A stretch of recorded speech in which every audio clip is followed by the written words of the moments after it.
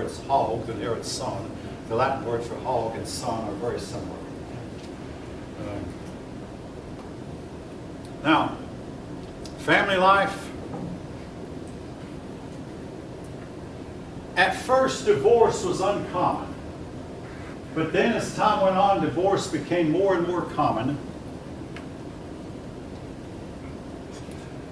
And it led to more and more people never marrying at all. This obviously led to a big decrease in population. Here is the catch-22, folk. Who was most likely to divorce? The rich or the poor? Some of you do it. Maybe you read the book. Or maybe you just simply read the internet. Ted Turner, when his last wife left him, Jane Fonda of a name, he said, I wish somebody could tell me how to make a marriage work. I don't know if I could help him at all. Maybe. But we in our society oftentimes value three things in our choosing of a marriage partner: looks, personality, and money. And not necessarily in that order. Now, folks, hold on to your seats. Not any one of those three have anything at all to do with making a marriage work. The better looking a person is, the more likely they are to get a divorce. Either because they think that because of my looks I can act any way I want to, and then try it, or else they'll use their looks and try to control it.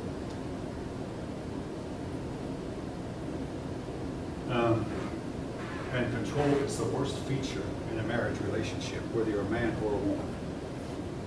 And a lot of persons, the divorce has hit them on account of the fact they tried to control the other.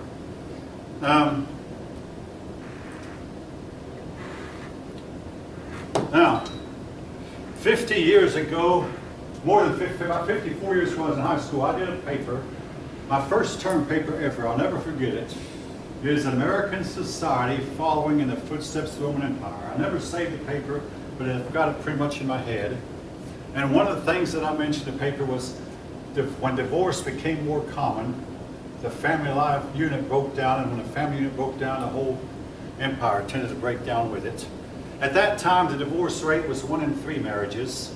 It then went up to 1 in 2, but hey, there's some good news there. Last week, I heard that the divorce rate among millennials is noticeably down. Now, of course, the bad news is more than half the millennials I know about anyway are still unmarried. And in your bigger cities, anywhere from half to 2/3 of your adults are unmarried, either divorced or never married. That's one way to reduce divorces, is just to not get What's married. that? I suppose that's a way of reducing divorces. Is to not marry at all. Yeah, that is a way to reduce divorce. But it ultimately leads to the society that does it to fall. And again, the wealthy were more likely to divorce. The influence of the man declined. Women took over. Now, folk, I'm about to say, but again, I want to tell you, let's be civil, but I feel like I've got to say it because I strongly believe it. I was called sexist, I was called racist back in the fall. I don't care, I'll wear the label. I believe what I'm telling you is the truth. The more equal the women are, the less respect they get, and the more that society is likely to crumble and its people eventually lose a war and be carried off into slavery. And more likely that society is to become and remain primitive and never excel technologically or scientifically or in any way. You go to some places in the world and people have no running water, no light bulbs, no electricity. I think a big part of the problem is the women are in charge. All right, if that's sexist, make the most of it. If any of you want to comment, I'm not going to give you an argument. I've already stated my piece. Yes? I would disagree. Go ahead. That's your privilege. But you'll get older eventually like I did. Well, I would cite the Middle Eastern countries in which women are the subordinate to the husbands. compared to your totally uncivilized countries, the Middle Eastern countries are at least civilized. I mean, okay, like in the case of China, China would take its women and kill the unwanted female babies. But they were the second most advanced people in the world. I'll be right with you, Stina. But the only people who got it right were the Europeans, who said that yes, women should be under subjection, but women should also be treated with courtesy and respect instead of a code of chivalry. This, I think, was right. Middle Eastern people, whether they say women is property, anathema, wrong. But at least they're more civilized than the people who let them be in charge. All right. I don't think you can necessarily use China because yes, they did kill off the women and stuff, but now Chinese race is dying out because they have all these men and no women. So you can't necessarily use them as the Again, they killed their female babies, but they're a superpower still. Again, I don't agree with what the Chinese are doing. I don't agree with what the Middle Eastern world is doing. In India, they did the same thing. They killed their female, but these were advanced people. The primitive people are the ones who I've said my lines. If you don't like what I'm saying, I don't necessarily like what I'm saying either. I'm going to tell you something I never been mentioned to a college class before, but I taught 10-year-olds for 5 years. And we'd go out to recess, and finally I let some of the girls pick a ball team. Now, when the boys picked a ball team, when you let a boy be coach, he would pick a ball team to win. When the girls picked a ball team, they were picking a social club. I mean, some of you know, I don't know if now you had it. I mean, the girls would they picked the girls first, regardless of their ability to play ball. And then they put the girls in the better positions and put the boys far out in the field. And then put the girls to the front of the batting order. No, not all of them. 1 in 30 girls. 1 in 30 would pick a competitive team and pick like a boy. 1 in 30. Even at 10 years old. Now, I want to tell you, I coached women's softball in a church. Well, it wasn't, this woman was not on my team. But she got upset at me because I would make out a lineup that reflected their ability. I would put the better players to the front of the lineup and the weaker players to the back of the lineup. And I put the better players at positions like third base and shortstop and first base, and the weaker players in right field or right center field. She said, don't you let these players know what you think of their ability. Hey, look. Any of you who know anything about softball, if you don't coach the way I'm talking about, my team won some 21 out of 30 games, but eventually it broke apart because of that issue and another issue. I believe that new players should be played according to ability without regard to when they join the team. And I have asked classes, how many of you agree with me that new players should be played according to ability without regard who joined the team? And only girls will disagree with that. And this is grown women, college age women. New players are played according to their ability, even if they joined the team yesterday. If you know what their ability is, you play them according to, you play to win. All right, again, women argue, no, these new players should sit on the bench and watch it even if we lose. All right. They ought to be part of the Mayan culture where the losers were sacrificed when the game was over. This actually happened. Well, we're going to talk about it. We come to chapter 6. The losers were sacrificed. Yes. But in a real war, oftentimes the losers are carried off into slavery. Oh yeah, that's reality. Oh yes. All right, I've said more about this than I've ever said, but again, if you don't like it, hey, take it up with the person in charge. Don't take it up with me. I'm just telling you what I've observed.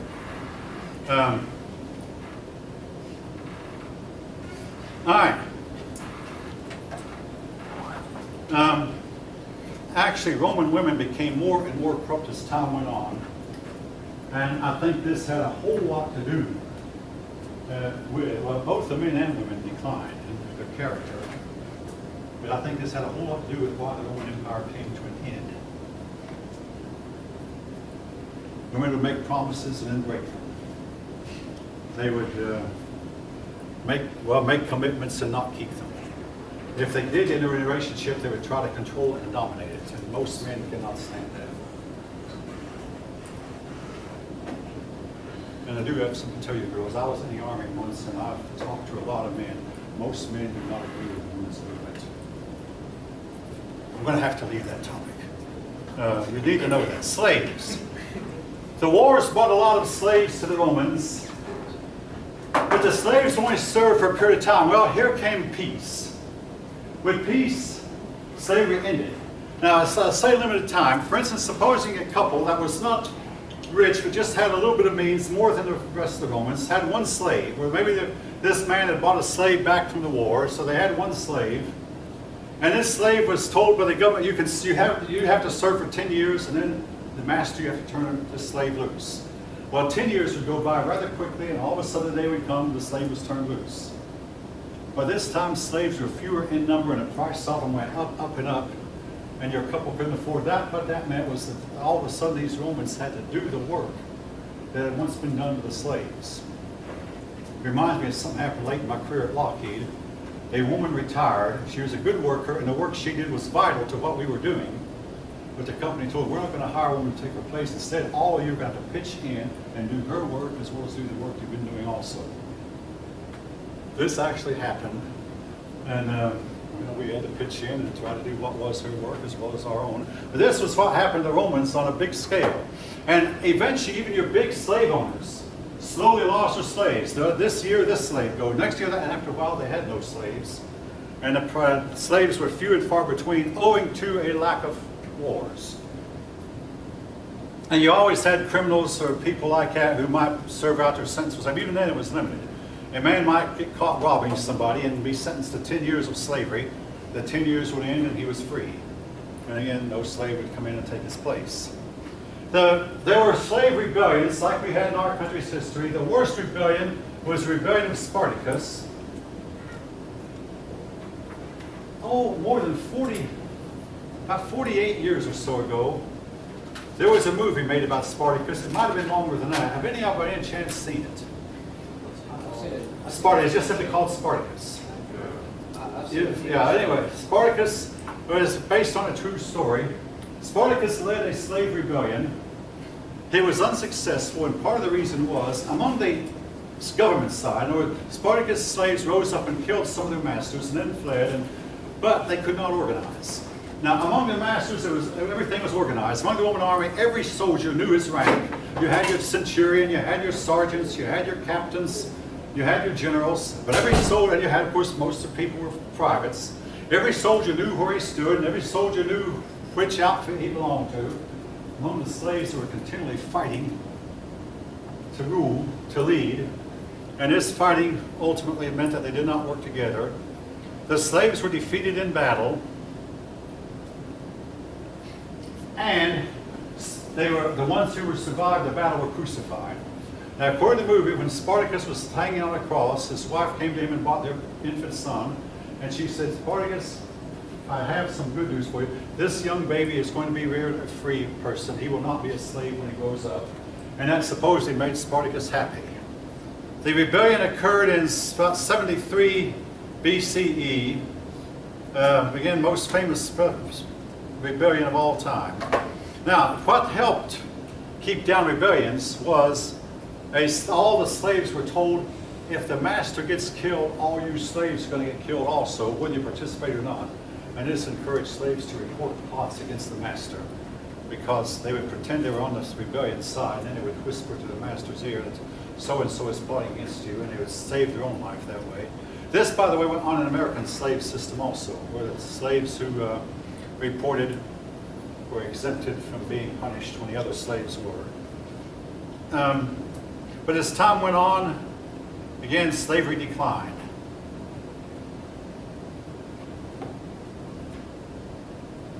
Herpes was a big problem, and Caesar Augustus tried to stem the problem by encouraging sex only between married couples. Again, this did not work very well. Herpes was to decline for many and many hundreds of years, and then come back on the scene really strong in modern times. All of us, I think, know why. Rich and the poor always was a pretty big gap, but the gap between the rich and the poor got wider as the rich got richer and the poor got poorer. The poor were oftentimes only given bread and circuses. They cared little, if anything, about politics. As time went on, the government had to feed more and more of these poor people, so trade fell off. Basically, the government went broke, feeding its people who should have been put to work. Nobody knew when the poor would come out and start looting and rioting, and it didn't take anything significant to provoke it. The middle class has been said to be the backbone of any society. The middle class disappeared from Rome. And all there was an upper class and a lower class with no middle class. Now, one big move that was made, the Emperor Caracalla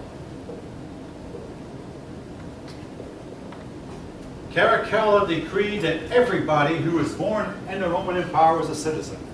At one time, only the people in Rome were citizens. Then it extended to all the people living in Italy were citizens.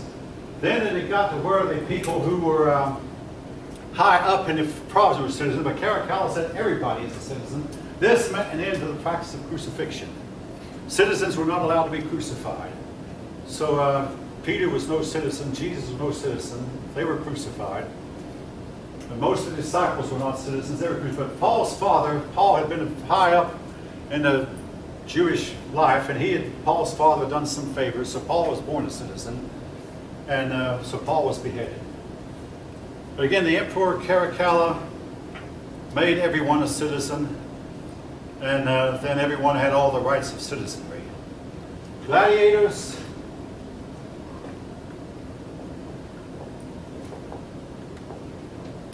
The gladiatorial shows were brutal. Now, again, I can remember my 8th grade history teacher, Mrs. Conley, talk about how that we love brutality in sports. And she used an example that these people who go to car races, they're not going there to see a winner, they're going there to hoping that they'll see somebody, hoping they'll see some car roll over and over and some driver get maimed or some car get broken to pieces. And they said the most corrupt sport in our country is boxing. And at that time, Sonny Liston was the world heavyweight champ. Most of you probably don't remember him. But Sonny Liston fought dirty, and he fought Muhammad Ali one time. That's how Muhammad Ali got a crown. Sonny Liston put some salt in his gloves, which he tried to throw in Muhammad Ali's eyes, but it did not work. Muhammad Ali went on to fight anyway. Muhammad Ali, for a few seconds, was actually blinded. Of course, if you know boxing, there's a bell that rings, and about 2 or 3 minutes of recess before they go back at it again.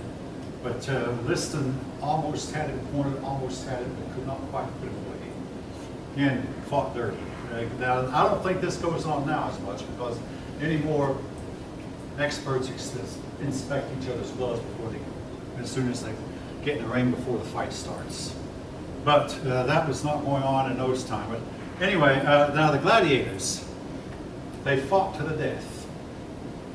But sometimes if a man was not quite killed, the victor would put his foot on the loser's neck and then look around the crowd. The crowd would discuss among themselves. If the crowd put thumbs up, that meant let the gladiator live, let him get back up. If the crowd said thumbs down, the winner was expected to finish off the other gladiator. If a gladiator won enough fights, he could be freed. Almost nobody spoke against the gladiatorial shows at first. They were attended by rich and poor alike, upper classes alike, and they were often free because, after all, the Roman government. One Roman emperor filled an arena with water, enough water to hold 2 galley ships, and then put 2 slave crews to fight each other in a navy battle in a gladiator fashion, just to have the crowd watch a sea fight that occurred in the middle of the land. Now, I say few people spoke against them. There was a time when some pagan asked his Christian friend, hey, come on, everybody does it. Go. So this Christian friend went to the gladiatorial show, and after a while the crowd got really excited. The crowd stood up and waved at them, kill him, kill him. The Christian man stood up and said, kill him. So he caught himself in the act of starting to say, kill him. And oops, I'm not supposed to say this. But there was another Christian man named Telemachus who did not know what he was getting into. He saw the crowd, all the crowd heading toward one arena. He went to the arena and saw one gladiator kill another. he decided this was wrong, so he jumped out of the crowd, jumped into the show, and stepped between the next two gladiators. The whole crowd was appalled. Just what do we do about this? Finally, the crowd yelled, kill him, so the two gladiators killed Telemachus. But then this had the effect of getting people to think, hey, are these shows morally right? And it eventually got the people to stop going to the gladiatorial shows. And thanks in large part to the influence of Christianity, gladiatorial shows were stopped. Now, another feature that the Romans enjoyed was putting criminals in a theater and then turning a hungry lion loose. They'd go to make sure this lion hadn't been fed in a few days, and they'd turn this hungry lion loose, and usually a man would be torn to pieces in no time flat by the hungry lions.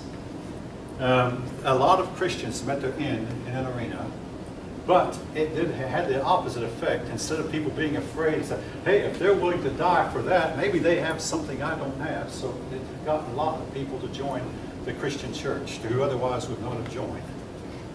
All right.